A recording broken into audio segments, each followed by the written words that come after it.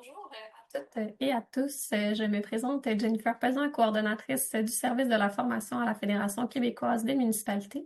Je vous souhaite la bienvenue à ce webinaire Municipalités et OSBL, questions à se poser avant de s'engager et saines pratiques à adopter présenté par la Commission municipale du Québec en collaboration avec la FQM. Ce webinaire vise à identifier les éléments à prendre en considération dans l'analyse de l'opportunité de confier la gestion d'activités ou d'actifs à un OSBL et également à présenter les saines pratiques portant sur l'encadrement lié aux ententes conclues avec des OSBL. Veuillez prendre note que la présentation, de même que le lien de rediffusion, vous seront acheminés par courriel dans les prochains jours. Une période de questions est prévue à la toute fin, donc nous vous invitons à poser vos questions dans la zone Q&R qui se situe tout au bas de votre écran et nous vous y répondrons à la fin de la présentation.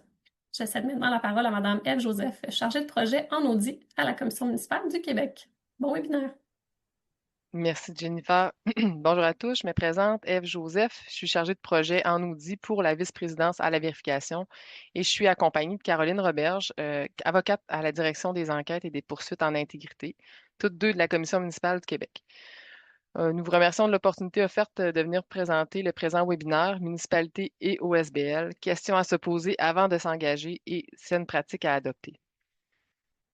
Le plan de présentation, avant d'entrer dans le vif du sujet, nous allons commencer par présenter un aperçu des champs de compétences de la Commission municipale du Québec et une mise en contexte du sujet. La présentation est d'une durée approximative d'une heure et je crois que Jennifer l'a peut-être dit déjà, une période de questions de 15 minutes est prévue pour les questions. Vous pouvez également poser vos questions dans le chat comme Jennifer l'a dit, puis on va tenter d'y répondre dans la mesure du possible. Donc, ce qui caractérise la commission municipale, c'est notre statut d'organisme indépendant multifonction, donc multi-expertise, qui est voué au domaine municipal. On exerce des compétences dans deux champs distincts. Le champ il est pas évident de dire. Le champ juridictionnel en tant que tribunal administratif ou arbitre et le champ administratif, c'est dans le cadre des fonctions administratives de la commission qu'on réalise des enquêtes et des audits. À propos de la présentation, l'initiative du présent webinaire tire son origine de la publication en février 2025 de deux rapports, soit le rapport d'audit de performance portant sur l'encadrement lié aux ententes conclues avec des organismes sans but lucratif et le rapport particulier concernant certains organismes municipaux. D'autres rapports de la Direction des enquêtes et des poursuites en intégrité municipale avaient déjà aussi été publiés auparavant en lien avec les OSBL. Ces rapports présentent des exemples concrets de lacunes et de difficultés qui peuvent survenir lorsqu'il est question de relations entre une municipalité et un organisme à but non lucratif. Ils visent également, par leurs recommandations, à identifier des correctifs à apporter à ces pratiques, dont certains éléments juridiques minimaux qui doivent encadrer des relations. Nous allons donc vous présenter aujourd'hui les questions et les saines pratiques qu'une municipalité devrait considérer lorsqu'elle fait affaire avec un OSBL, qu'elle lui confie une activité ou un actif ou lui accorde une aide sous forme d'argent, de cautionnement, de biens ou de services. En effet, certains réflexes doivent être adoptés afin de veiller à ce que la relation d'affaires soit établie et exercée conformément à la loi et aux principes de saine gestion. Au cours de la présentation, on a prévu quelques questions qui vont vous être adressées sous forme de sondage. Je vous invite à rester à l'affût de l'icône point d'interrogation qui va apparaître à votre écran de façon ponctuelle. À la suite de la présentation, ben, il va y avoir aussi un sondage de satisfaction qui va vous être acheminé par la FQM. Ces questions visent entre autres à améliorer nos façons de faire, puis nous permettre d'adapter nos présentations aux municipalités qui assistent à nos webinaires. Les réponses demeurent évidemment toujours confidentielles. Pourquoi le sujet est important? Plusieurs municipalités ont choisi de faire affaire avec des OSBL, notamment de confier à un ou des OSBL la gestion d'activités ou d'actifs municipaux qui sont destinés à la population. Ces OSBL-là, souvent, obtiennent une contrepartie financière pour des services rendus. Les contreparties, qu'il s'agisse de sommes reçues de la municipalité ou de revenus qui sont tirés des activités ou de l'exploitation des actifs, ça peut constituer des sommes ou des avantages importants pour eux. La manière dont les OSBL gèrent ces ressources puis les activités ou les actifs qui leur sont confiés, ben, ça a des répercussions sur la qualité des services et les milieux de vie, puis sur le patrimoine collectif. La population, ben, devrait avoir droit à des services et des milieux de vie qui sont à la hauteur de leur contribution. Ça implique donc, d'une part, que la municipalité doit exercer un encadrement pour s'assurer d'une saine gestion des activités ou des actifs, mais aussi d'autre part, que l'OSBL lui-même mette en place un encadrement suffisant pour s'assurer notamment que les ressources sont utilisées avec efficience, efficacité et économie, puis que les services offerts répondent aux objectifs de la municipalité. donc par le fait même, aux besoins de la population. Question et scène pratique. Pour la suite des choses, ça va se diviser en 4 parties. L'encadrement légal qui va être couvert par Caroline. Puis ensuite de ça, je vais aborder l'entente, les mécanismes de surveillance et de suivi. Et on va partager ensemble, Caroline et moi, la partie indicateur de contrôle. Donc, je cède la parole à Caroline pour la suite. Merci Ève. Bonjour à tous. Merci de l'intérêt là, que vous portez au sujet. Ma partie sur l'encadrement légal est quand même bien garnie. Je vais tenter là, de résumer là, les grands principes là, à la fin de chacune des sous-sections. On va survoler ensemble l'encadrement légal des relations d'affaires avec les OSBL et l'idée, c'est d'essayer de déterminer quelles sont les questions à se poser avant de s'engager en affaires avec un OSBL. Mais bien évidemment, ces questions peuvent se poser en cours d'engagement pour valider là, que les relations d'affaires que vous avez à l'heure actuelle avec un OSBL là, sont conformes au cadre légal. Donc, on va survoler l'encadrement pour les actifs et les activités pouvant être confiées à un OSBL, le régime applicable aux contrats attribués à un OSBL, l'aide pouvant être accordée toujours à des organismes, et je vais également vous faire part de quelques cas d'application. Bon, maintenant, d'entrée de jeu, il n'est pas en guise comme d'introduction relative à l'encadrement légal, il est toujours intéressant et opportun là, de faire un rappel des grands principes que vous connaissez, mais qui s'appliquent également là, aux ententes là, avec les organismes. Premier grand principe, une municipalité doit agir à l'intérieur de ses compétences. J'ai mis dans la diapo, je réfère à la loi sur les compétences municipales. Évidemment, il y a également d'autres compétences qui sont prévues par d'autres lois. Et l'objectif du webinaire, ce n'est pas non plus de faire une étude exhaustive de toutes les compétences et tous les pouvoirs des municipalités, mais de développer des réflexes. Et je vais utiliser beaucoup la loi sur les compétences municipales pour développer ces réflexes-là. Donc, si on revient à mon principe de base, mon grand principe, les municipalités doivent agir à l'intérieur de leur champ de compétences. J'ai mis là donc les compétences qui sont dévolues par la loi sur les compétences municipales. Culture, loisirs, activités communautaires, parcs, développement économique, production d'énergie, environnement, salubrité, nuisance, sécurité, transport, habitation. Je vous ai parlé tout à l'heure de la loi sur l'aménagement et l'urbanisme. Donc, ce sont des compétences qu'on va revoir là, dans les pouvoirs qu'on va étudier plus tard. Deuxième grand principe, une municipalité n'a que les pouvoirs que le législateur lui accorde. Les pouvoirs peuvent être délégués en des termes très larges. Ces pouvoirs doivent recevoir une interprétation large et libérale, mais les pouvoirs doivent exister. Et ce qui vient avec un autre principe qui s'applique particulièrement là, aux ententes avec les OSBL, le principe delegatus non potest delegare, qui signifie qu'une municipalité ne peut pas sous-déléguer un pouvoir délégué. Le principe est prévu là, à l'article 4 de la loi sur les compétences municipales qui vient dire qu'une municipalité ne peut déléguer un pouvoir que dans la mesure prévue par la loi. C'est un principe également qui a été reconnu là, par la jurisprudence, notamment dans l'affaire Tricentris qu'on va étudier plus tard, là, qui vient dire que les municipalités ne possèdent pas de pouvoir général de déléguer leurs compétences à des tiers, à moins d'y être autorisées par la loi. Donc, c'est pour cette raison qu'on va retrouver dans la loi des exemples concrets là, lorsque le législateur a spécifié quand une municipalité était autorisée à confier des actifs et des activités à des personnes, dont à des OSBL. Pour faire un résumé de ce que je viens de dire, première question qu'on se pose, est-ce que mon action cadre dans un champ de compétences municipales ou dans un pouvoir municipal? Et est-ce que le législateur m'a autorisé à déléguer mon pouvoir, mes activités, mes actifs? Ce principe-là s'applique également là, à la possibilité, là, au pouvoir d'une municipalité de constituer des OSBL. Évidemment, la municipalité doit agir à l'intérieur de ses compétences et des pouvoirs qui sont prévus à la loi. À la prochaine diapositive, je vous ai mis des exemples d'actifs et d'activités que une municipalité peut confier à un OSBL. Donc, on voit, excusez-moi, j'ai eu un petit problème technique. Donc, on retrouve ici donc, des exemples d'actifs et d'activités qu'une municipalité peut confier. Donc, on reconnaît là, les champs de compétences qu'on vient de voir.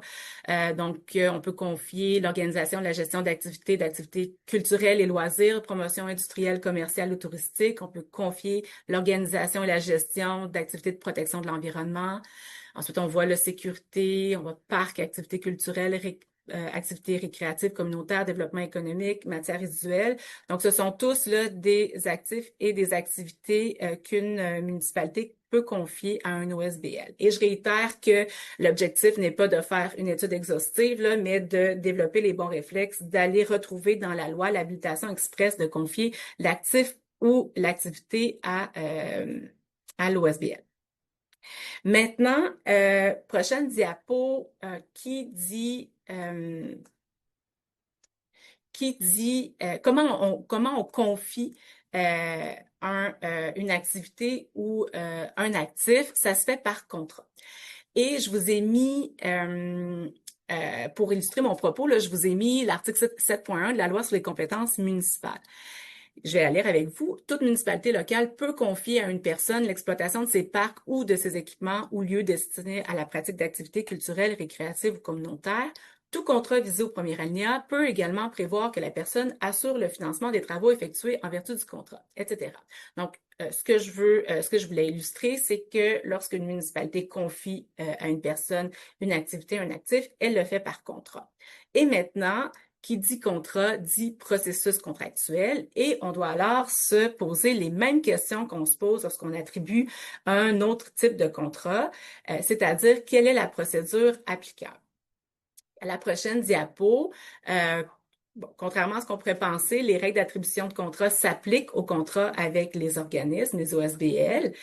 Par contre, la loi est venue prévoir certaines exemptions. Donc, la détermination de la procédure applicable, gré à gré, invitation écrite, procédure ouverte.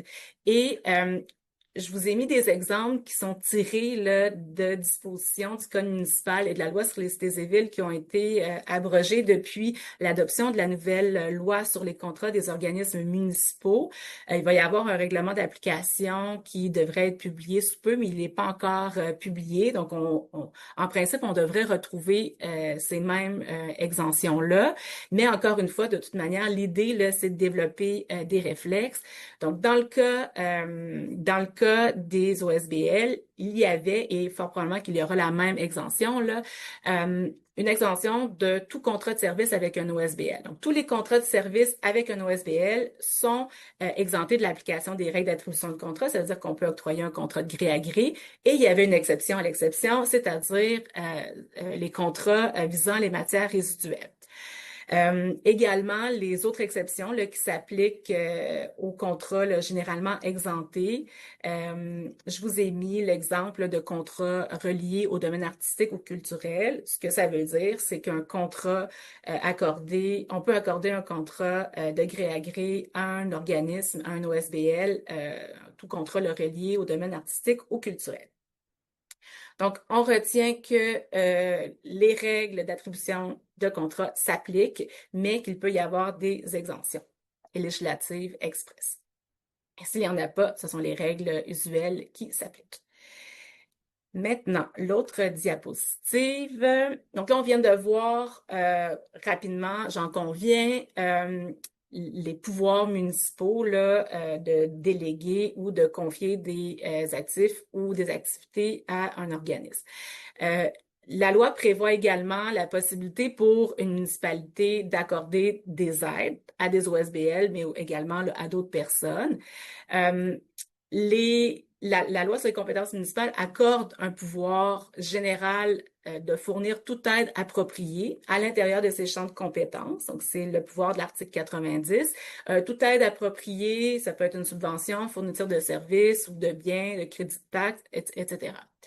Il y a également certains pouvoirs spécifiques, soit parce que le législateur a voulu encadrer l'attribution d'une aide spécifique, ou encore parce que l'aide ne cadrait pas là, dans les compétences municipales. Donc, je vous ai mis là, plusieurs exemples là, de pouvoirs d'aide. Donc, le pouvoir général, mais ensuite, on va retrouver là, les mêmes compétences qu'on a vues tout à l'heure, là, donc une aide pour la pratique d'activités culturelles et récréatives communautaires, les parcs, le bien-être général de la population, personnes physiques défavorisées, des OSBL à vocation sociale, logement, promotion industrielle, commerciale, touristique, environnement. Donc, ce sont tous là, des compétences des compétences municipales, pardon. Mais il existe également d'autres pouvoirs d'aide comme celui pour l'exploitation d'un établissement de santé ou en matière d'agriculture. Il peut également y avoir d'autres pouvoirs d'aide dans d'autres lois. Par exemple, en vertu de la loi sur l'aménagement et l'urbanisme, une aide peut être accordée dans le cadre d'un programme de revitalisation. Il y a également le code municipal et la loi sur les cités et villes qui permettent, là, qui autorisent des cautionnements à certains organismes qui sont voués à certaines fins. Encore ici, l'idée, c'est de savoir que ça existe et de toujours là, aller rechercher le pouvoir express là, prévu là, dans la loi. Un mot également pour l'aide aux entreprises là, du secteur privé, une aide là, qui est prévue à l'article 92 de la loi sur les compétences municipales. Peut-être que certaines personnes là, connaissent cette aide-là. C'est une aide là, qui peut être accordée là, pour une valeur annuelle totale de 300 000 pour Québec et Montréal ou 250 000 là, pour les autres municipalités. Et là, il y a tout un mécanisme là, d'approbation. Si l'aide est au-delà de 25 000 annuellement, elle peut être assujettie aux personnes habiles à voter, ou si ça dépasse le 5 ça peut être assujetti là, à l'autorisation du ministère des Affaires municipales. Cette aide-là s'applique également aux OSBL, mais c'est bien important là, de respecter le cadre qui est décrit.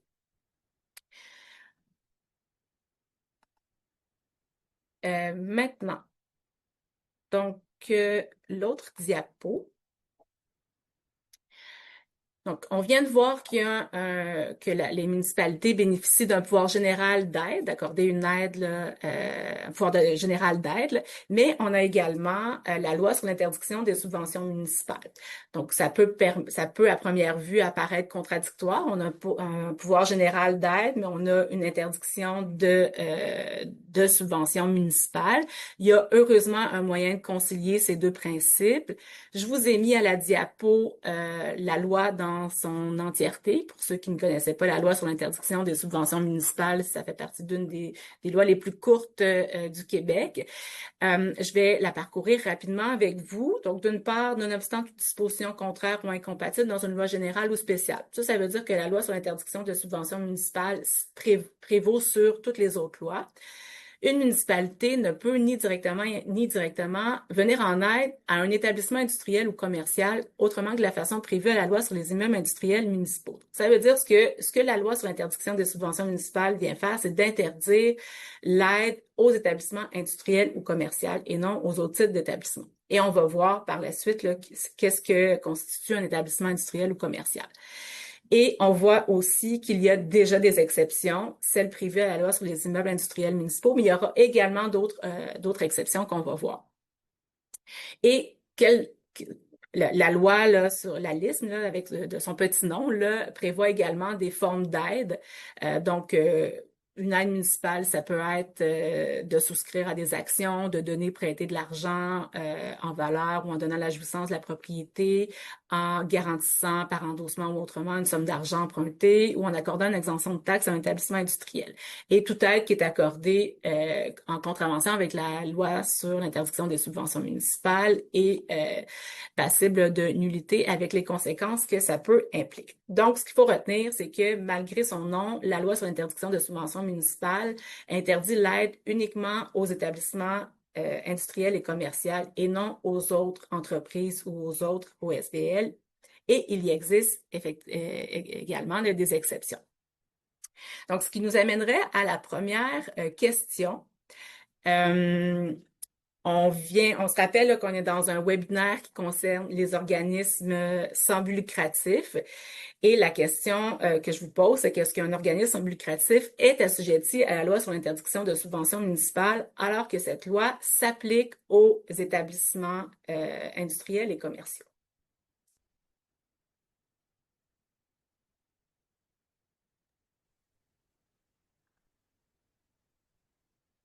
La question est en cours. On a présentement 150 personnes qui ont répondu.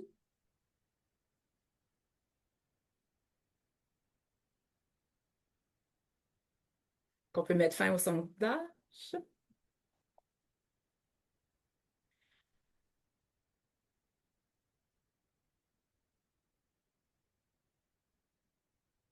Donc, on met fin au sondage et on voit un peu là, que les réponses sont partagées parce que la réponse est peut-être.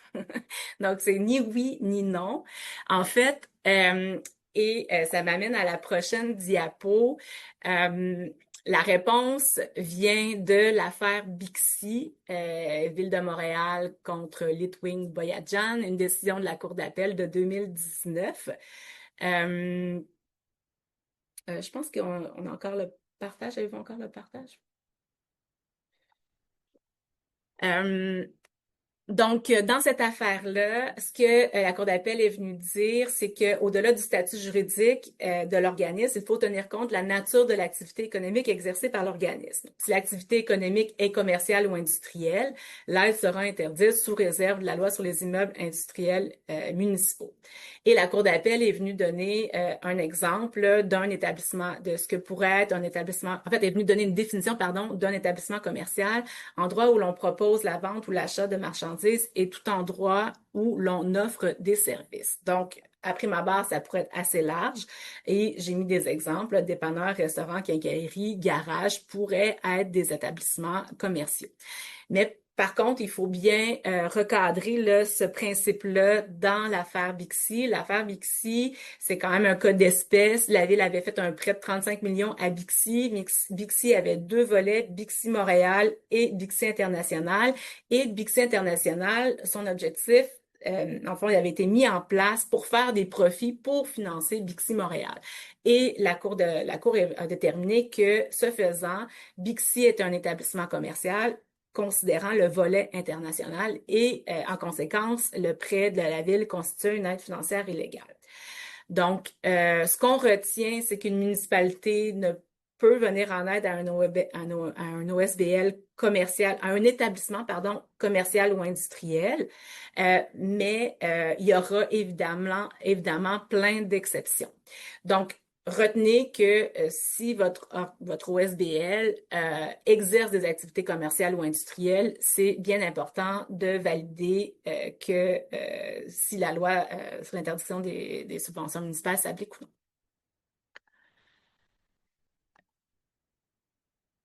Bon, ce qui m'amène à la prochaine diapo. Je vous ai parlé de la loi sur les immeubles industriels.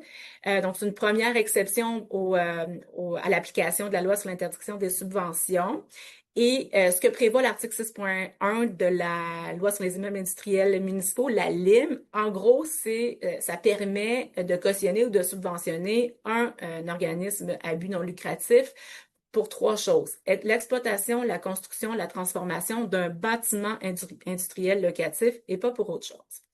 Maintenant, ce qui nous amène à la définition d'un bâtiment industriel locatif. Donc, à la prochaine diapo, je vous ai mis un extrait du mémoire de maîtrise de Maître Philippe Cantwell qui définit qu'est-ce que peut constituer un bâtiment industriel locatif. Donc, c'est un immeuble industriel locatif, un modèle industriel ou un incubateur d'entreprise.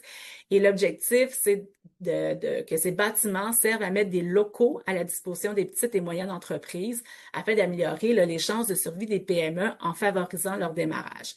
Donc, l'idée derrière l'article 6.1, c'est vraiment de mettre à la disposition des PME des locaux industriels. En principe, l'aide ne devrait pas viser une grande entreprise ni l'allocation d'un bâtiment à une seule entreprise.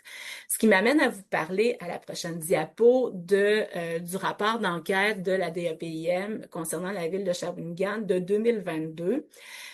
Dans ce rapport d'enquête-là, en fait, ce que l'enquête a permis de déterminer, c'était une situation, un cautionnement là, qui nous apparaissait non conforme là, aux règles qu'on vient de voir. Dans cette affaire, la Société de développement de Shawinigan avait acheté un bâtiment industriel à une entreprise dans le but de relouer à cette entreprise-là. Et l'achat du bâtiment industriel en totalité avait nécessité un prêt bancaire que la ville avait cautionné. Et une fois la vente faite, l'entreprise a poursuivi ses activités dans le même bâtiment tout en assumant le remboursement du prêt par le loyer versé là, à la SDS. Et finalement, l'entreprise a racheté le bâtiment. Et on a considéré là, que ce n'était pas conforme là, à la loi sur l'interdiction des subventions municipales. D'une part, le bâtiment, c'était pas un bâtiment industriel locatif. Là, le simple fait de louer un bâtiment fait pas en sorte de rendre ce bâtiment-là, de le qualifier comme un bâtiment industriel locatif. Il n'était pas non plus question de construire ou de transformer un bâtiment, ni même que l'OSBL exploite le bâtiment.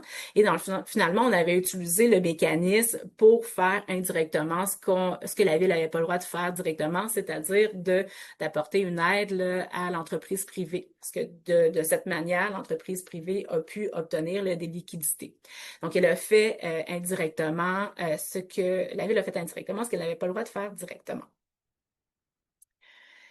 Je vous l'ai dit, là, il y a également là, d'autres exceptions là, à l'application de la loi sur l'interdiction des subventions municipales. Je vous ai mis là, certains exemples ici là, tirés de la loi sur les compétences municipales, mais également de la loi sur l'aménagement et l'urbanisme.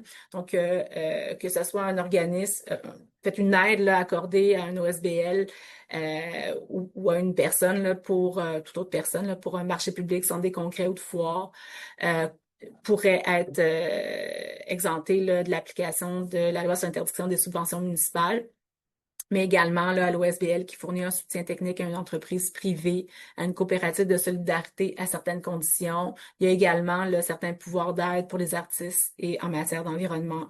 On retrouve également là, certains pouvoirs d'aide exemptés là, en matière de logements sociaux abordables ou destinés à des programmes, à des personnes aux études.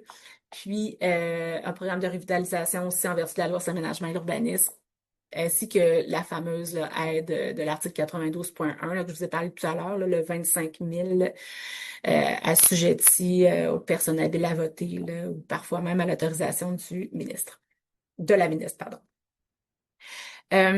Donc, ce sont des exemples d'établissements commerciaux qui sont exemptés là, de l'application de la loi sur l'interdiction des subventions municipales. Si je fais un résumé de tout ça, est-ce que la loi prévoit un pouvoir d'aide? Fort probablement que oui, considérant le pouvoir général qu'on a vu. Est-ce que mon aide vise un établissement industriel commercial? Sinon, il n'y a pas de problème. Si oui, est-ce qu'il y a des interdictions à l'interdiction d'aider, de fournir une aide appropriée à l'établissement? Bon, ce qui m'amène à une autre question pour vous. On a parlé, on a vu là, les pouvoirs d'une municipalité de confier la gestion d'actifs ou d'activités à un OSBL. On vient de voir les pouvoirs des municipalités de verser une aide financière à un OSBL. Mais est-ce que peut-on confier la gestion d'actifs ou d'activités à un OSBL et lui verser une aide financière?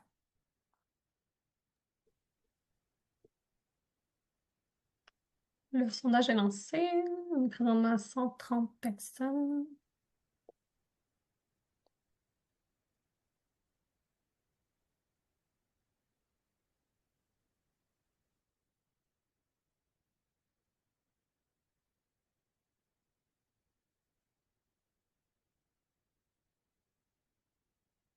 C'est bon? Et la réponse est, encore une fois, oui et non. Donc, oui, effectivement, c'est possible, mais ce qui est important à retenir ici, c'est de départager la fin du versement des deniers publics. Donc, si les sommes sont versées pour la gestion d'une activité, il va falloir s'assurer qu'elles soient suffisantes pour couvrir les coûts d'exploitation ou de la gestion de l'activité par l'OSBL, parce que sinon l'OSBL va se retrouver déficitaire. Donc, il faut lui verser une contrepartie suffisante. Et si on souhaite verser plutôt une aide financière, bien, il va falloir déterminer l'activité qui est financée. Par exemple, le concert des petites voix, l'exposition de cercles d'infirmières. Il faut qu'on détermine là, quelle est l'activité financée. Ce qu'on ne doit surtout pas faire, c'est de confier la gestion d'une activité et fournir une aide financière pour cette gestion-là. En fait, il ne faut pas mélanger les concepts parce que lorsqu'on le fait, ensuite, on n'est pas capable de suivre notre dollar municipal.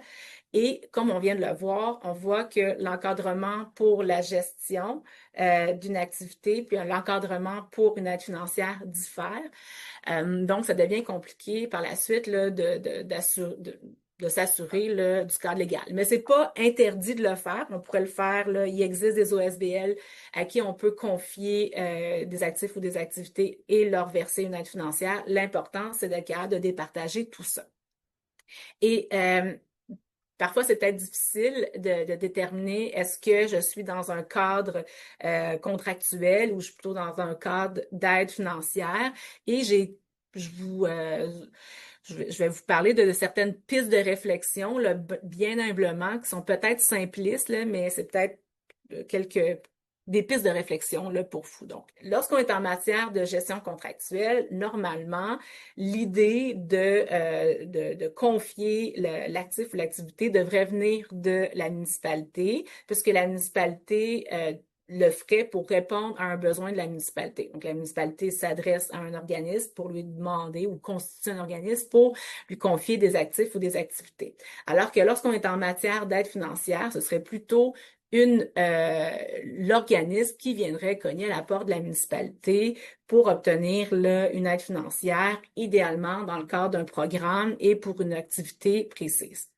C'est un peu simpliste, là, mais retenons que ce qu'il ne faut pas faire, c'est de verser une aide financière en contrepartie d'une activité confiée par une municipalité pour répondre à un besoin. Donc, tant qu'à être dans les choses qu'il ne faut faire et il ne faut pas faire, ça m'amènerait à ma prochaine section et dernière section sur ce qu'il ne faut pas faire sur mes cas d'application.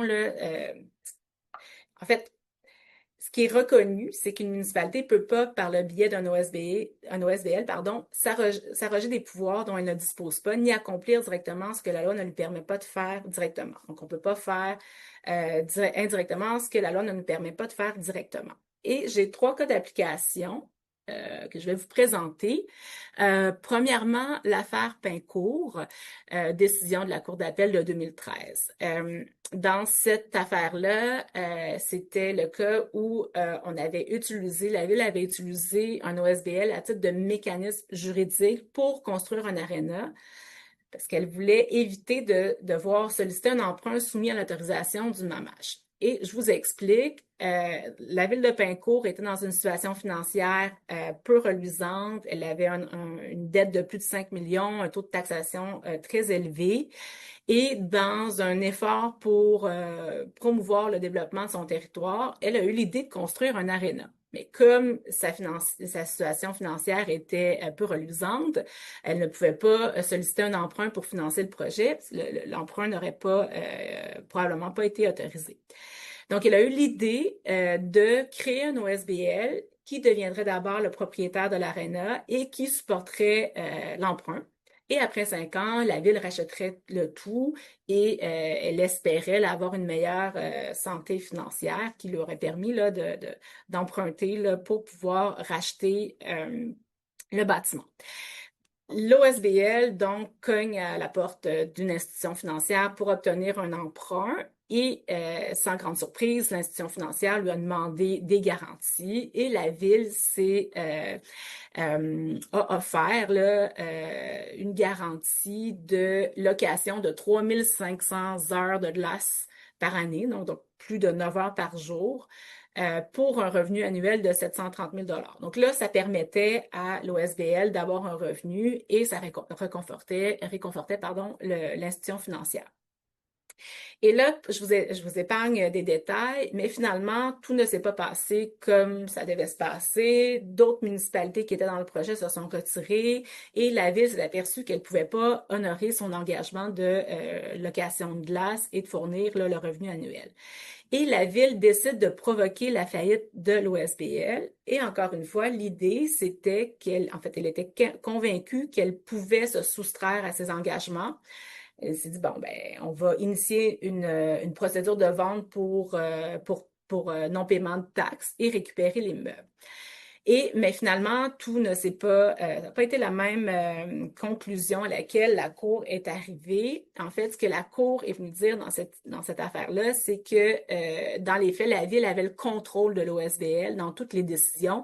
La Ville avait un droit de vie ou de mort sur le projet. Et comment elle exerçait son contrôle, il y avait un cadre de la ville, qui était le directeur général, qui siégeait sur le conseil d'administration de l'OSBL et qui pouvait orienter les décisions. Et la Cour est venue dire que par l'utilisation de sa position privilégiée au sein du CA, elle a provoqué sa faillite, une décision manifestement contraire à l'intérêt de l'OSBL.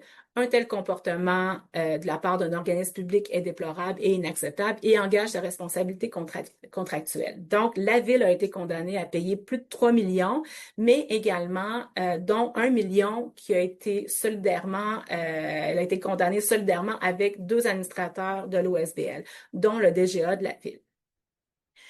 Donc, c'est un bel exemple de choses à ne pas faire.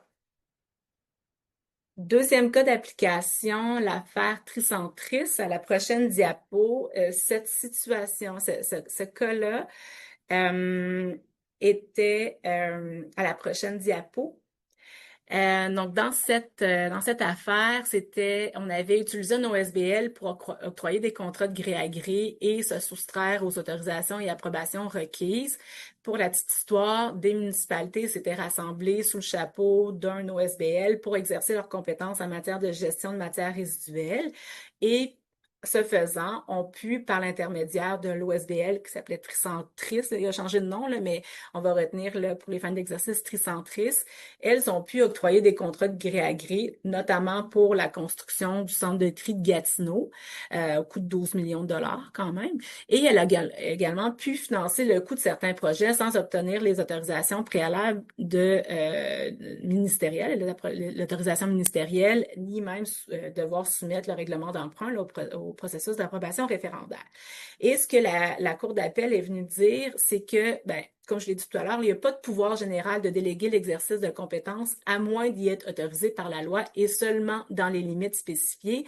Et dans cette situation-là, les municipalités auraient dû passer par la création d'une régie intermunicipale qui est par ailleurs assujettie aux règles d'attribution de contrat. Donc, l'idée là, de vouloir utiliser un OSBL pour contourner les règles, c'était pas une bonne idée.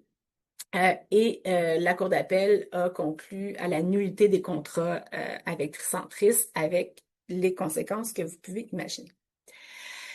Maintenant, un autre cas d'application à la prochaine diapo, une décision qui est quand même récente, là, de 2024. Et ici, c'était encore l'idée d'utiliser un OSBL pour octroyer un contrat de gré à gré, sans passer par les règles d'attribution de contrat. En fait, dans cette affaire, le cabinet du maire de Montréal souhaitait confier l'organisation de la FE, là, une course F1 mais électrique, à une entreprise, à Invenco, mais elle savait pertinemment que on ne pouvait pas le faire directement. Donc, elle devait sinon elle aurait dû passer par appel d'offres. Il y a eu l'idée de créer un OSBL pour que ce soit l'OSBL qui puisse accorder le contrat sans passer par les règles d'attribution de contrat. Et la Cour a considéré que la Ville avait manqué à ses obligations législatives et commis une faute. Pour la Cour supérieure, la Ville se cache derrière l'OSBL pour choisir le fournisseur de services et s'assurer qu'on lui octroie le contrat dont la valeur excède 100 000 et elle organise ses affaires de manière à créer l'impression que l'octroi du contrat se fait en toute légitimité par l'OSBL. La Ville utilise le véhicule de l'OSBL pour contourner les exigences de la loi et la nécessité de procéder à un appel d'offres. L'OSBL ne constitue qu'une courroie de transmission. La Ville manque ainsi à ses obligations législatives et commet une faute. Pour ceux qui iront lire la décision, vous verrez que la Ville a finalement pas été condamnée au paiement d'une somme parce que le demandeur Choco n'a pas réussi à démontrer son préjudice, mais ce qui est important ici de souligner, c'est que la Ville s'est néanmoins placée dans une situation à risque financier, étant donné que la Cour a reconnu que, dans ce cas-là, le fait de ne pas avoir respecté la loi a constitué une faute. Et finalement, dernier cas d'application, ce sont deux cas qui ont fait l'objet du rapport particulier concernant certains organismes municipaux là, de la commission là, de la DEPIM. Et c'est encore deux exemples d'avoir fait indirectement ce que la loi ne permet pas de faire directement. Première, en fait, on avait utilisé un OSBL pour exercer des activités commerciales. Donc, dans Saint-François-de-Sales, c'était la situation où un dépanneur relevait d'un OSBL, mais qui était dans les faits administré par la municipalité comme s'il s'agissait d'un service qu'elle offre à sa population. Les activités commerciales étaient non rentables, ce qui nécessitait là, de l'aide financière de la municipalité. Il n'y avait également aucune reddition de compte et ce qui était particulier dans cette affaire-là, c'est que la gestion même des opérations du dépanneur était faite par la mairesse. Dans le cas pour ce qui est de la municipalité de La Force, c'était un dépanneur qui avait été acquis par la municipalité, géré par un OSBL, et le CA était formé uniquement là, de membres du conseil. Et il y avait l'administration du dépanneur était complètement désorganisée, mauvaise gestion de l'inventaire, perte de produits périssables, accumulation d'un déficit, la municipalité, pardon, qui doit éponger systématiquement les déficits du dépanneur et il y avait également là, aucune reddition de compte ni de vérification des dépenses effectuées.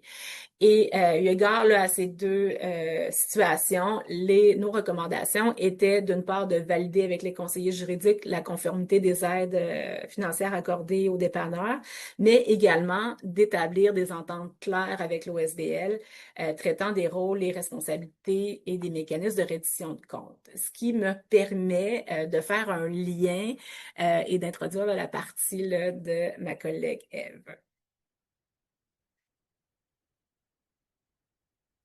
Ève, c'est pas ton tour. Oui, excuse-moi. J'essaie de revenir. OK. Bon, voilà. Est-ce que c'est beau?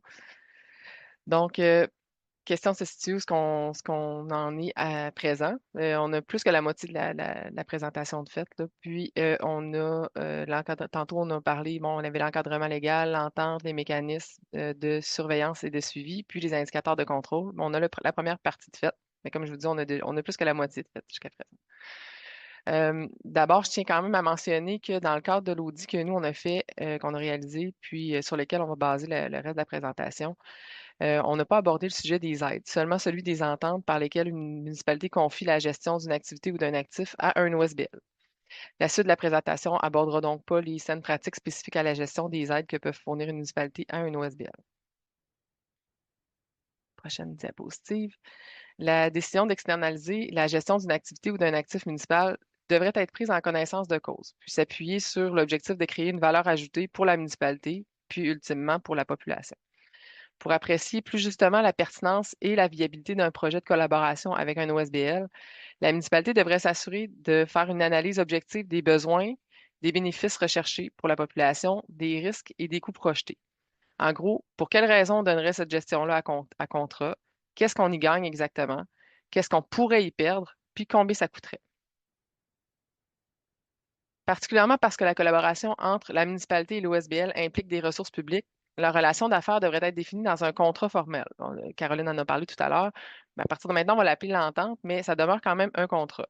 Ce contrat-là, ça va définir les termes d'un engagement mutuel pour la saine gestion des activités ou des actifs. Puis ces termes-là vont être la base de l'encadrement à exercer par la municipalité.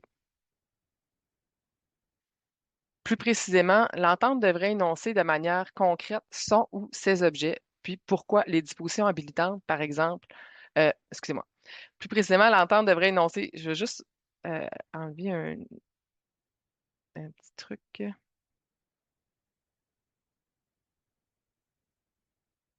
Pardonnez-moi. Il y a une autre discussion qui se passe ailleurs, puis ça vient popper dans la setup. Donc, plus précisément, l'entente devrait énoncer de manière concrète son ou ses objets. Puis pourquoi pas, rendu là, les dispositions habilitantes. Par exemple, on pourrait voir dans une entente, en vertu de l'article 94 de la loi sur les compétences municipales, la municipalité prend entente avec l'OSBL XYZ afin de lui confier la gestion pour son compte de l'organisation et de la promotion des activités du parc récréo-touristique ABC, qui est propriété de la municipalité. Donc, ici, j'ai vraiment repris le texte de la loi, puis j'ai ajouté bon, les noms fictifs là, dans ce cas-ci. L'entente devrait aussi contenir les rôles et responsabilités attendus de chaque partie. Ça devrait être clairement établi, comme par exemple qui est en charge de l'entretien du ou des infrastructures, qui est en charge des coûts qui sont afférents, des assurances. Très important aussi, on devrait trouver dans l'entente une définition explicite des contreparties. Dans l'idée d'un rapport coût-bénéfice avantageux pour la municipalité, ça prend non seulement une évaluation réaliste des coûts, mais aussi des contreparties. L'évaluation devrait prendre en compte, le cas échéant, la valeur des services municipaux. Par exemple, si on donne le déneigement, si la municipalité fait le déneigement, s'il y a différents entretiens qui sont faits, la valeur du matériel qui est laissé à disposition, qui pourrait représenter, par exemple, une valeur locative d'un équipement. On peut voir, par exemple, dans le cas des arénas, souvent, on va voir le service de restauration. Les revenus d'activité, dans le cas où ils sont gardés par l'OSBL. Euh, Puis, attention aussi de se rappeler que l'OSBL demeure une entité distincte de la municipalité, puis que le lien entre eux est contractuel. Donc, si on prenait l'exemple du déneigeur que vous engagez chez vous à la maison, si vous laissiez le déneigeur utiliser votre propre souffleuse, que vous lui donniez un coup de main pour les coins qui demandent une pelle, c'est possible que vous considériez, ce contexte-là dans la négociation du prix du contrat. Ben, c'est la même chose avec l'OSBL. Il est aussi souhaitable que l'entente définisse des attentes qui incluent des résultats mesurables puis des exigences à respecter. D'abord, pour vous permettre de suivre l'évolution de la performance de la gestion, pour s'assurer que la relation d'affaires a toujours la valeur ajoutée qui est attendue au départ. Puis ensuite aussi, pour vous assurer d'un certain standard de gestion de vos affaires. Parce que même si vos choses sont confiées à un OSBL, ben, ça demeure sous votre compétence. Vous pourriez demander, par exemple, que l'OSBL ait une politique de contrôle et de suivi budgétaire, qu'elle adopte un budget, qu'elle fasse l'audit de ses états financiers. Ceci étant dit, les attentes et les exigences devraient prendre aussi en compte la valeur des actifs et des activités en jeu, puis l'ampleur des responsabilités qui incombent à chacun. Si l'OSBL se trouve à gérer des centaines de milliers de dollars en revenus de l'exploitation d'un site, dont en plus il a la responsabilité de l'entretien, par exemple le centre des arts, un centre des arts, ça va être différent d'un OSBL qui tire à peu près pas de revenus puis dont la bâtisse est sous l'entretien de la municipalité, par exemple une bibliothèque. Il importe également de déterminer la reddition de compte qui est nécessaire pour mesurer l'atteinte ou le respect des attentes. Ça pourrait être par exemple un rapport sur l'état des actifs pour pouvoir savoir bon, où est-ce que vous en êtes par rapport à l'état des actifs, leur entretien, leur durée de vie utile. Puis, par exemple, vous pouvez aussi demander des rapports annuels des activités pour connaître un peu c'est quoi l'achalandage, c'est quoi les revenus qui en est tiré. C'est comme ça que la municipalité peut assurer une surveillance et un suivi de la gestion des ressources publiques, évaluer l'atteinte des résultats attendus, puis ultimement prendre des décisions en conséquence. Je vous invite à consulter l'annexe 6 du rapport d'audit qui présente un aide-mémoire de plusieurs éléments à considérer dans l'entente. Prochaine diapositive. Autre élément à considérer, de façon générale, par souci de cohérence organisationnelle, la municipalité devrait s'assurer d'une adéquation entre ce qui est prévu à l'entente et ses politiques, ses règlements et ses documents de planification. Dans le cas contraire, ben, ça serait pertinent d'en justifier les raisons. Par exemple, si vous avez un programme d'aide pour les petits organismes, ben, il serait peut-être attendu que les OSBL qui gèrent des sommes ou des actifs d'une valeur considérablement plus élevée respectent les mêmes exigences que leurs congénères de plus petite taille qui reçoivent des plus petites sommes. Ou en fait, elles en reçoivent des plus petites sommes, mais les autres en gèrent plus grande valeur finalement en termes d'actifs et souvent de ressources. Par ailleurs, ça peut être favorable d'inclure une définition de la terminologie dans vos ententes. de s'assurer d'une constance dans l'utilisation des termes pour éviter toute confusion ou interprétation fautive.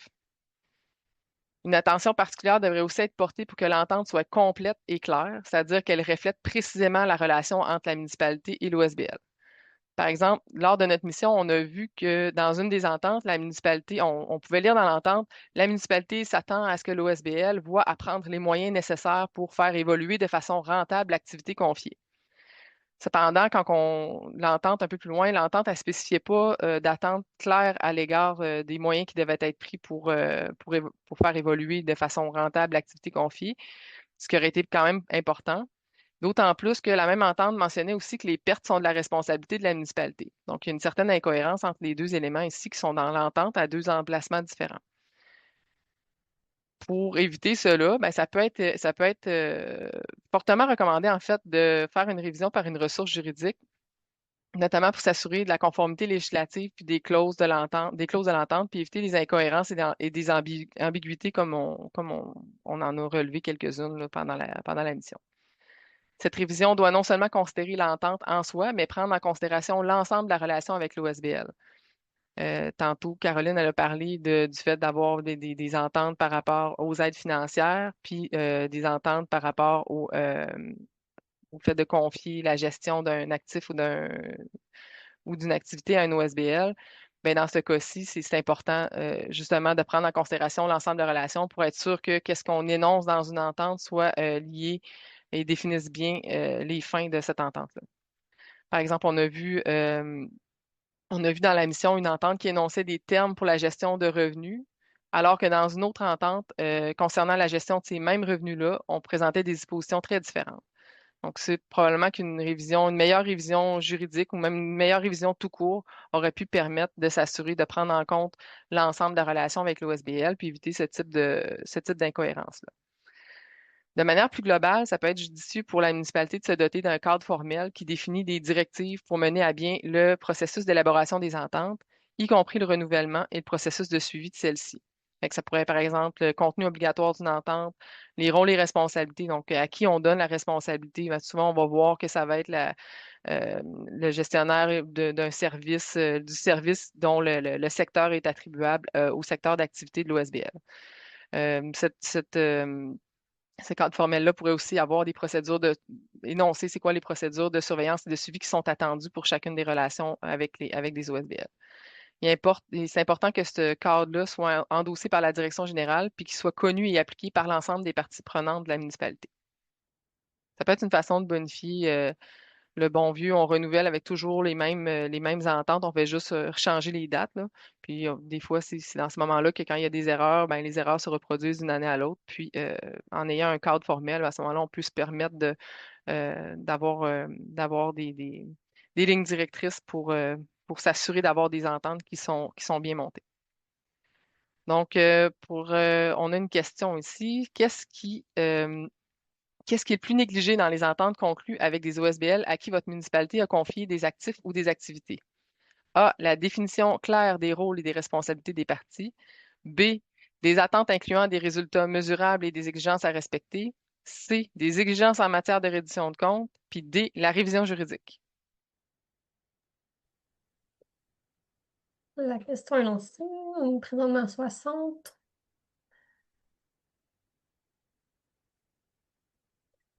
Je vais laisser encore quelques secondes. 43.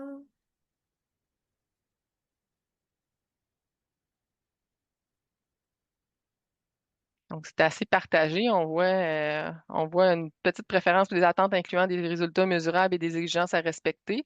Sinon, pour les autres, c'est pas mal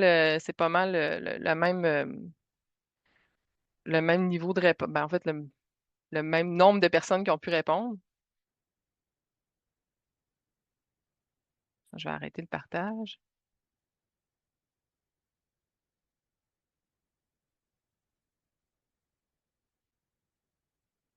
OK. Excusez, j'essaie de me débarrasser de la fenêtre et ça ne marche pas. OK. Donc, je vais poursuivre là-dessus. par rapport à cette question-là. Je pense que ça peut être très différent d'une municipalité à l'autre, mais là, on comprend que les attentes incluant des résultats mesurables, des exigences à respecter, c'est peut-être pas toujours nécessairement évident. Faut comprendre que ces attentes-là, c'est ce qui va permettre à la municipalité de s'assurer d'un minimum dans la gestion dans la gestion de son actif ou de son activité, de s'assurer que l'OSBL respecte finalement le cadre qu'elle se donne par rapport, si elle le faisait elle-même, par rapport à la gestion de cette activité-là.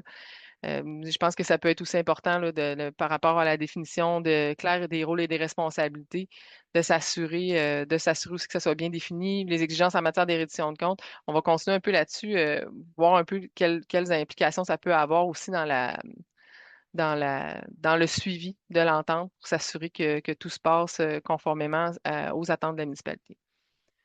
Donc, prochaine diapositive. Lorsque l'entente, elle, est bien élaborée, la mise en œuvre du mécanisme de suivi du respect de celle-ci est au cœur des mesures d'encadrement pour assurer la saine gestion des activités et des actifs qui sont confiés à l'OSBL.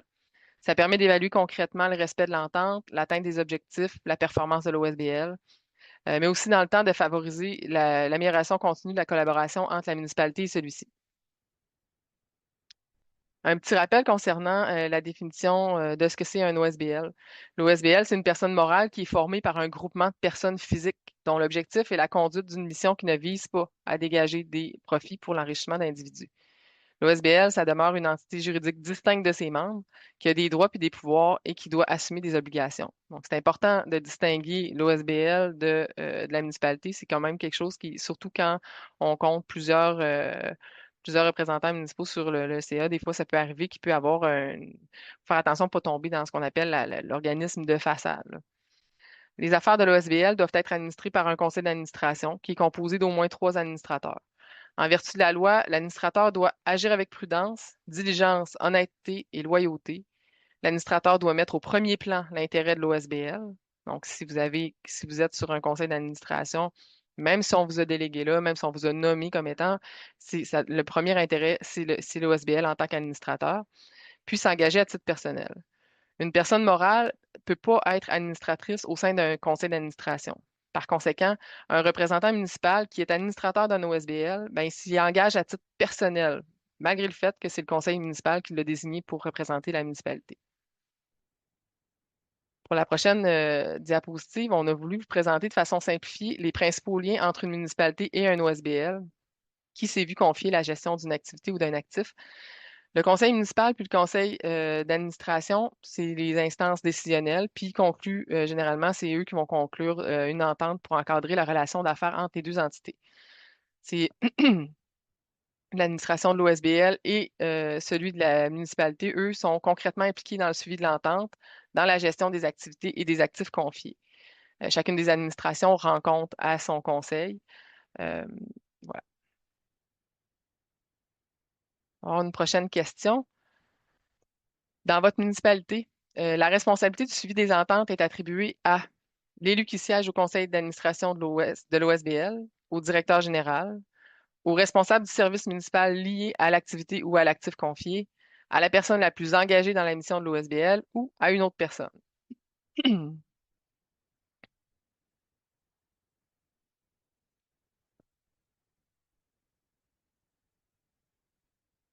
Alors, j'aime ce que je lis. Je vois on a quand même déjà plus de 50% qui nomment le responsable du service municipal lié à l'activité ou à l'actif confié. Certains nomment, on a le directeur général, 8%, 9% pour l'élu qui siège au conseil d'administration. Soyez pas gênés, là, on vous identifie pas, fait que même si vous dites, on va pas dire qui est-ce qui a écrit une réponse ou l'autre.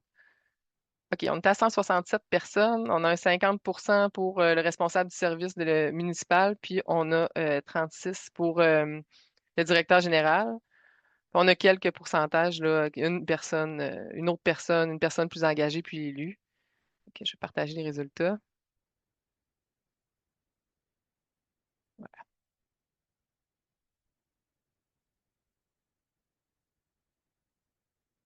Bon, Bien que le conseil municipal puisse exiger que l'OSBL lui présente directement une reddition de compte, la saine pratique veut que la direction générale de la municipalité communique aux membres du conseil municipal l'information de gestion au sujet de la gestion de l'actif ou de l'activité qui est gérée par l'OSBL. C'est donc important d'établir clairement auprès des dirigeants de l'OSBL que l'administration municipale est responsable du suivi de la surveillance, du suivi et de la surveillance de la gestion par celui-ci. Ce qu'on veut éviter, c'est que l'OSBL, parce qu'un ou des représentants municipaux siègent à son CA, considère que la municipalité est informée de ce qui se passe, qu'elle est systématiquement d'accord avec les décisions, voire qu'elle les approuve. Puis parce que plusieurs acteurs municipaux peuvent être impliqués dans la relation d'affaires. Par exemple, il peut y avoir des employés des travaux publics qui vont être dans l'entretien d'un bâtiment qui est occupé par l'OSBL, le service des finances dans le versement des sommes qui sont prévues à l'entente. La charge du suivi de l'entente devrait être attribuée spécifiquement à une personne de l'administration municipale dont la fonction est clairement identifiée dans l'entente. Cette personne-là devrait être la référence à la municipalité au sujet de l'entente avec l'OSBL, puis avoir l'autorité nécessaire pour coordonner au sein de l'administration municipale la mise en œuvre et le suivi de l'entente. Le suivi qui devrait être réalisé, lui, est de différentes natures. Il devrait cependant prévoir non seulement la réalisation d'analyses financières, puis ça sur plusieurs années, mais aussi un suivi de l'état des actifs en jeu, quand, quand c'est le cas, puis des résultats de l'OSBL par rapport aux attentes prévues dans l'entente. Au-delà du suivi de l'entente, la personne responsable doit exercer des mécanismes de surveillance pour demeurer alerte quant à l'évolution des affaires qui sont relatives à l'OSBL, qui pourraient avoir des répercussions sur la livraison des services attendus en vertu de l'entente. Ça pourrait, par exemple, être la détérioration de la situation financière ou des problématiques de gouvernance qui pourraient venir nuire qui pourraient avoir des répercussions. Pour ce faire, une collecte suffisante d'informations, notamment par le biais de la reddition de compte qui est prévue à l'entente, c'est un facteur clé de succès. Ces informations devraient être bien conservées au fil du temps, devraient être régulières dans leur fréquence puis dans leur forme, de manière à permettre une comparaison entre elles. Puis tout ça, dans le fond, ça devrait se répercuter aussi au final dans l'analyse de ces renseignements qui devraient faire l'objet d'une information de gestion probante auprès du conseil municipal. Le conseil, ben, même s'il y a, par exemple, les rapports financiers annuellement, ça ne vaudra jamais une analyse consciencieuse de la part d'un professionnel qui a une expertise dans la municipalité, qui prend en compte l'évolution des indicateurs clés sur plusieurs années. C'est vraiment c'est au niveau de l'administration qui peuvent avoir cette observation-là, puis apporter la meilleure information pour des décisions éclairées du conseil. Cinquième et avant-dernière question. Les choix que nous faisons quant à ce qui est exigé aux OSBL dans les ententes ont-ils un impact sur les exigences légales, réglementaires ou normatives à respecter?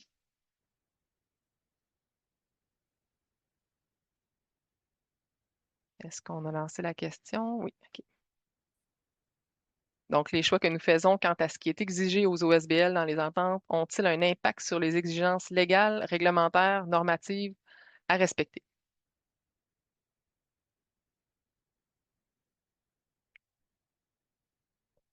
On a dépassé grandement la majorité des gens qui nous disent oui. On a quelques personnes qui disent non. Euh, bon, on m'indique qu'on a dépassé le temps. Normalement, je devrais passer. Je pense qu'on va juste essayer de faire ça vite pour au moins répondre à cette question-là. Euh, pour la prochaine diapositive, en fait, le type de relation entre la municipalité et l'OSBL, puis les différentes exigences de la municipalité, par exemple, peut avoir des incidences du point de vue comptable et légal. Du point de vue comptable, bon, ben, il va y avoir la définition du périmètre comptable là, qui va être, excusez-moi, qui repose sur l'analyse des différents indicateurs de contrôle qui sont présents dans la relation d'affaires avec l'OSBL. Euh, ces indicateurs de contrôle-là n'ont pas besoin d'être appliqués concrètement. En fait, ça va être sur la capacité de la municipalité de les exercer que ça va être défini dans le fond, à savoir si la municipalité a véritablement un contrôle. Je vais céder la parole à Caroline. Il y a plusieurs de ces indicateurs-là qui sont au niveau comptable, qui sont aussi au niveau légal. De toute façon, je pense qu'on va partager la présentation. Vous pourrez tous avoir ça. Puis évidemment, ben, je vous invite à lire le rapport d'Audi là, pour avoir tous ces renseignements-là qui vont être disponibles aussi. Merci beaucoup. Je vous souhaite une excellente journée. Oui, donc pour simplement pour terminer là, à à la prochaine diapo, là. Seulement retenir que le contrôle de la municipalité sur l'OSBL, tant au sein du conseil d'administration que sur son financement, peut avoir des incidences sur les obligations légales de l'OSBL, notamment son assujettissement là, à la loi sur les contrats municipaux et aux règles d'attribution de contrats. Il peut également y avoir là, une interdiction du cumul des fonctions entre un employé et de l'organisme et un élu municipal. Donc, comme elle vient de le dire, là, vous aurez ces informations-là. Peut-être juste en guise de conclusion, là, simplement là, réitérer là, qu'on ne peut pas non plus faire indirectement ce qu'on n'a pas le droit de faire directement et on ne peut pas non plus exercer un contrôle sur l'OSBL en s'ingérant là, dans les affaires de l'OSBL. Donc, en guise de conclusion, je note, c'est une dernière question, donc en guise de conclusion, qu'est-ce que je retiens de ce webinaire? La question légale n'est pas à négliger car elle a des effets à plusieurs niveaux. Une entente bien pensée, bien écrite est la clé d'une saine gestion des activités et des actifs confiés. C'est bien d'exiger des documents dans les ententes, mais il faut les regarder. Plusieurs idées pour mieux gérer mes relations avec les OSBL avec qui je fais affaire. Donc, évidemment, c'est une question, il n'y a pas de bonne réponse, de bonne ou mauvaise réponse dans cette question-là. Ce qui m'amènerait là, à conclure avec la dernière diapo. Donc, en vous remerciant là, de votre participation au webinaire, on vous a mis les liens vers les rapports publiés et qui sont publiés là, sur le site web de la commission, tant les rapports d'audit que les rapports d'enquête relatifs aux OSBL. Donc, on serait maintenant rendu à la période de questions.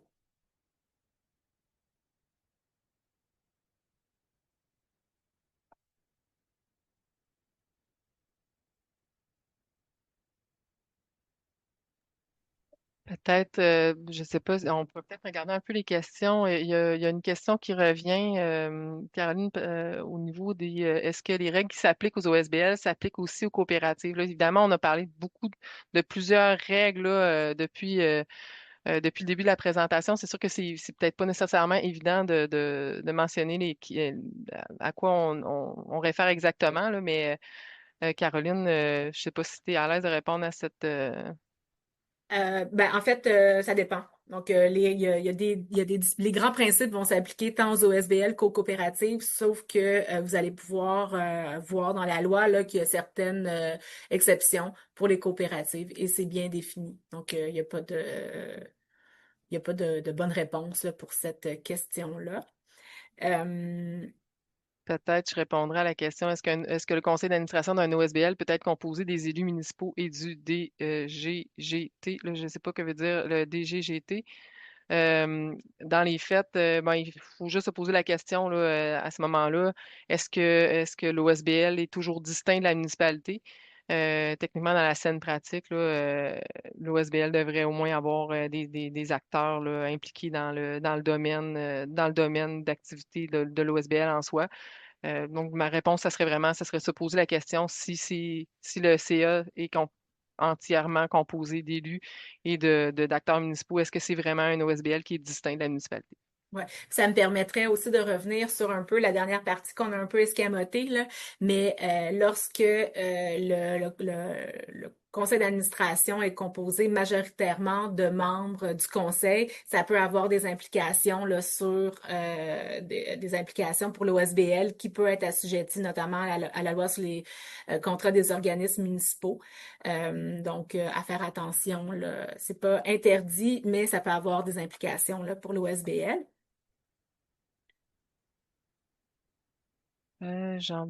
Écoutez, j'essaie de. Il y a plusieurs figures de cas qui sont assez spécifiques. C'est pas toujours nécessairement évident de répondre rapidement à une question qui nécessiterait peut-être plus de contexte. De toute façon, c'est sûr on n'est pas en mesure, c'est pas de donner non plus des avis juridiques ou On peut y aller aussi Oui. selon l'ordre des questions, si tu veux, là, puis on peut essayer de vider les réponses. Il y en a plusieurs qui ont été répondues. Oui, c'est ça. Mais Est-ce qu'un seul versement annuel initial en se basant sur leur état financier ou un remboursement des dépenses sur présentation des reçus? La deuxième option serait une façon de s'immiscer dans la gestion de l'OSBL. Je pense qu'en effet, oui. Ceci étant dit, je pense que tout ça, par rapport au versement, je pense que la scène pratique, ça serait d'avoir quelques versements qui dépendent d'une évaluation là, puis d'une rencontre, en fait, du respect de l'entente, puis de l'atteinte des objectifs. ouais. Euh, En fait, je pense c'est ça. que si on réfère à ce qu'on a dit tout à l'heure, faut toujours, c'est l'idée de suivre, de savoir le versement de cette somme-là sert à quoi, à quelle activité. Donc, c'est pas savoir est-ce qu'il y a plusieurs versements ou un ou plusieurs versements, mais est-ce que j'offre une contrepartie financière suffisante ou encore si l'aide financière qui m'est demandée par l'OSBL, à quoi elle sert, là, pour quelle activité financière. Donc, c'est plutôt cette question, ce questionnement-là là, qui devrait être posé, là.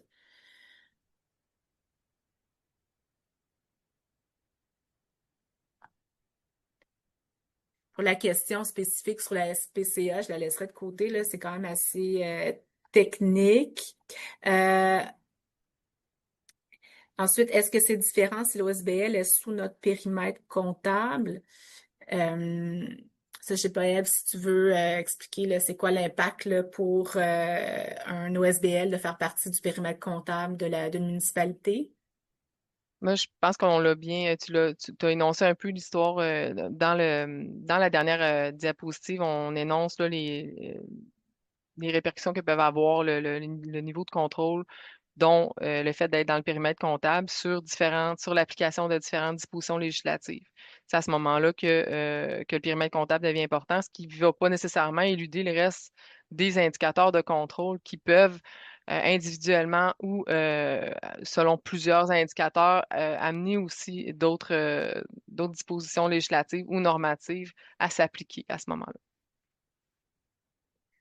La question, un OBNL qui propose une tarification pour la tenue d'une activité sur la propriété municipale est-il un établissement commercial? Encore une fois, je vous référerai au test là, qui était applicable tout à l'heure. J'ai perdu la question là. Donc, c'est possible que ça soit une activité. Ça ne veut pas dire que ça l'est. C'est possible que ça soit une activité commerciale, mais il y a plusieurs exceptions qui sont prévues par la loi. Donc, la loi sur l'interdiction des subventions municipales ne s'applique pas en principe là, à un OSBL. Donc, il faudrait voir là, si la situation précise là, est exemptée là, de l'application de la loi sur l'interdiction des subventions. Je vois la question, quelle garantie peut avoir une municipalité qui accorde une aide à un OSBL si celui-ci fait faillite? Je tiens juste à rappeler, là, on l'a mentionné tout à l'heure, là, tu sais, qu'il faut vraiment bien distinguer l'aspect aide financière puis l'aspect octroyer un contrat pour confier un actif ou une activité à un OSBL. Euh, donc, à ce moment-là, tu sais, je vous dirais que c'est vraiment une question de bien déterminer à la base dans votre entente qu'est-ce qu'il y en est. Puis on en a parlé aussi au début de la deuxième partie, c'est-à-dire c'est vraiment de faire une évaluation à la base si c'est un OSBL à qui vous avez confié un actif ou une activité, ou même à la limite, genre, je l'ai vu dans différents programmes d'aide, mais de s'assurer d'avoir une analyse de différents indicateurs de bonne gestion chez les OSBL, que soit que vous aidez par des sommes ou soit à qui vous confiez, mais particulièrement à qui vous confiez des actifs et des activités. Donc, de faire une bonne analyse à la base des indicateurs de risque, des coûts, voilà, de qu'est-ce qui pourrait arriver par la suite.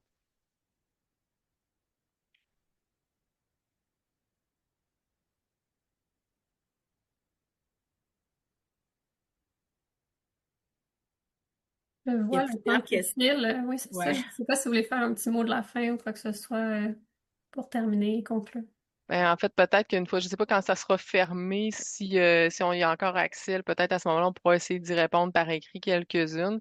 Peut-être réitérer qu'il y a certaines questions qui sont plus, malheureusement, c'est vraiment pas la mauvaise volonté de notre part. C'est des questions qui, des fois, nécessiteraient d'avoir plus de contexte. Alors, c'est pas dans la compétence, là, dans notre compétence en ce moment de faire ce type d'intervention-là. Ceci étant dit, si on est capable d'y répondre par la suite, on tentera de le faire. Peut-être remercier tout le monde là, de leur présence. Je pense qu'on a eu une excellente audience aujourd'hui. Puis peut-être aussi vous inviter à répondre au sondage de satisfaction qu'il y aura par la suite. Merci beaucoup pour votre présentation. Merci à tous d'être présents pour ce webinaire, puis je vous souhaite à tous une belle fin de journée. Merci beaucoup.